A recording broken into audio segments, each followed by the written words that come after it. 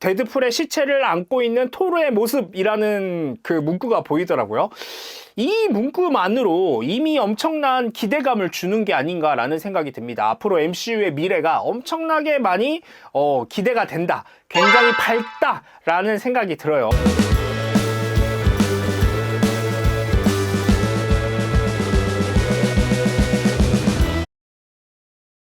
여러분 안녕하세요, 로리입니다.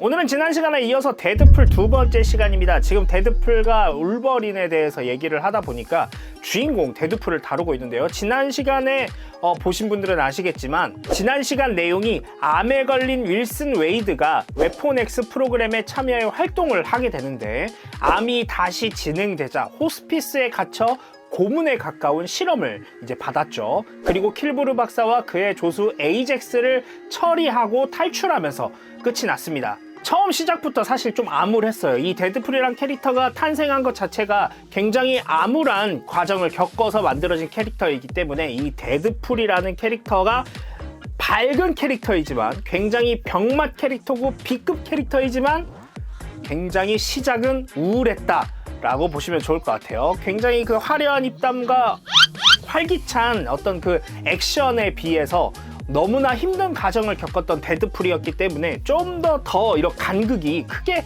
보이지 않나라는 생각이 듭니다. 그래서 바로 오늘은 데드풀 두 번째 이야기를 해보려고 하는데요. 오늘 내용도 사실 그렇게 만만치 않습니다. 이 사람은 도대체 어떤 과거를 겪었는지 참 안타깝기만 한데요. 바로 그럼 두 번째 이야기 들어가 보도록 하겠습니다. 같이 가볼까요? 가자! 호스피스에서 탈출한 데드풀은 한동안 병원에 입원하면서 힐링 팩터가 안정되었지만 곧 병원을 떠나 구급차를 훔쳤고 경찰서로 들어가 킬브루와 관련된 경찰들을 잔인하게 죽였습니다.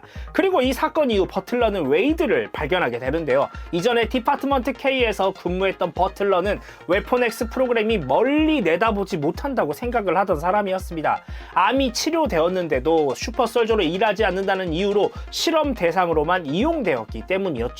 버틀러는 데드풀의 재생 능력이 큰 도움이 될 것을 예견했고 그에게 거래를 제안을 합니다. 데드풀은 테스트 대상이 될 것이며 버틀러가 데드풀로부터 혈액 또는 장기 샘플을 추출해 자신의 연구를 진행하는 정기적인 검진의 대가로 버틀러가 재정적 지원을 제공한다는 것이었습니다. 데드풀은 처음엔 동의했지만 나중에는 마음을 바꿨고 버틀러의 프로그램을 떠나려 했습니다. 하지만 불행히도 그것은 더 이상 선택사항이 아니었죠.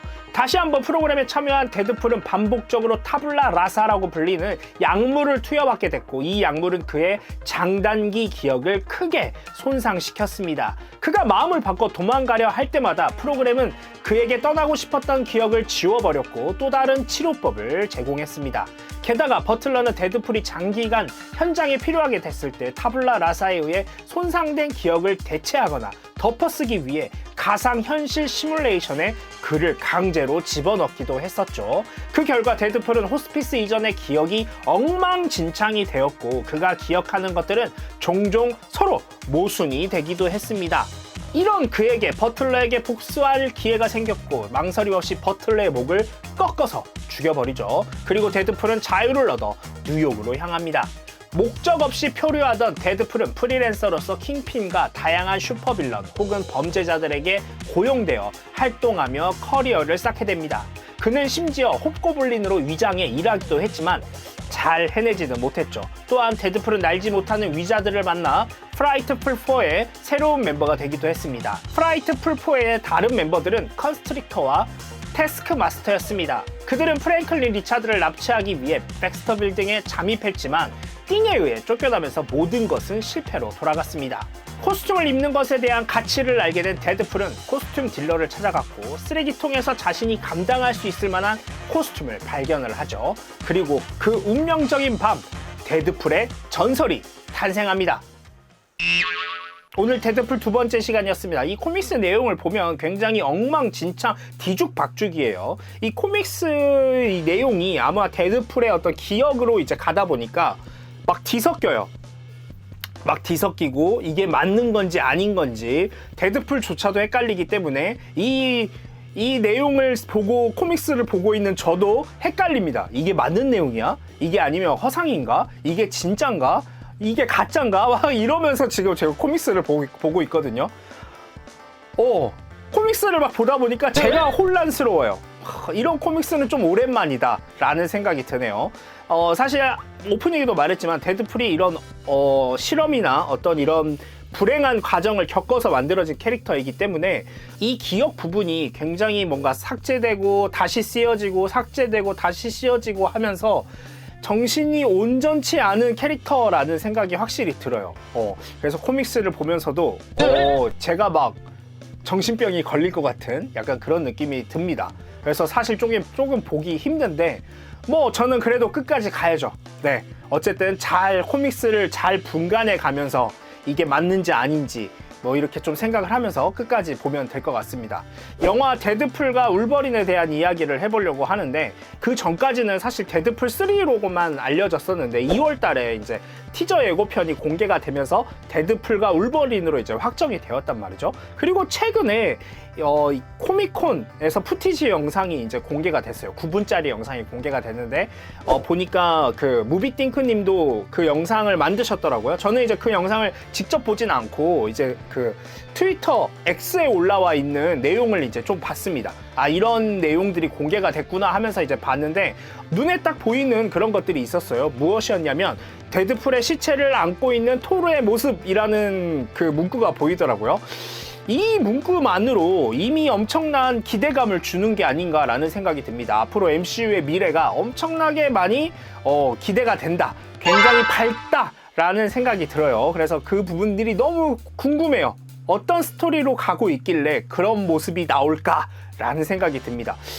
사실 크리스 햄스워스가 이제 원년 멤버로서 굉장히 오랫동안 마블에 이제 등장을 했는데 앞으로도 그러면 몇 편 더 이제 등장을 하는 걸로 예상이 되거든요. 그래서 그런 부분들을 데드풀과 토르가 빨리 만나면 좋겠다라는 생각을 하면서 이야기를 맞춰보려고 하는데요. 뭐 다른 내용들도 많이 공개가 됐어요. 하지만 데드풀과 울버린에 대한 이야기를 하고 있기 때문에 딱 여기까지만 얘기를 하도록 하겠습니다.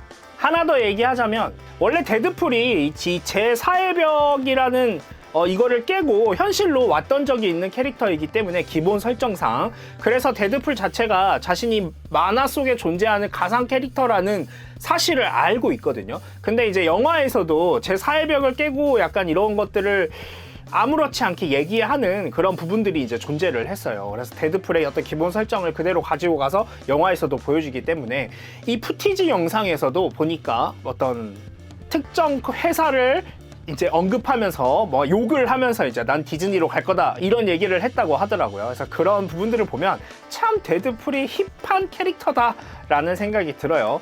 이 제4의 벽이라는 이 설정이 굉장히 좀 위험한 설정이긴 해요. 하지만 이 부분을 잘 활용을 하면 굉장히 웃음 포인트를 줄 수 있는 어떤 그런 설정이기 때문에 잘 융합되어서 이렇게 데드풀에게 어떻게 딱 맞는 그런 설정이 되었으면 좋겠습니다. 오늘 두 번째 시간이었고 다음 시간에는 세 번째 이야기로 다시 돌아오도록 하겠습니다. 제가 늘 여러분들한테 원하는 게 있죠? 구독과 좋아요 눌러주시면 감사하겠고요. 다음 시간에 또 다른 영상으로 찾아오도록 하겠습니다. 여러분 안녕.